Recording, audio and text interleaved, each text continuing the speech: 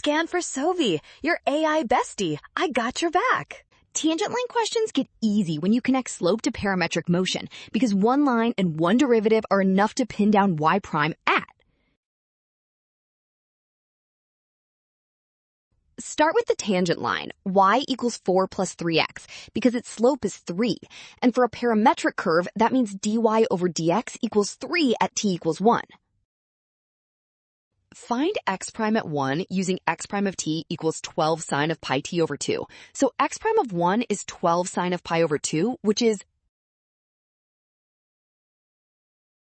Use dy over dx equals y prime over x prime, so 3 equals y prime over 12, giving y prime at 1 equals 36.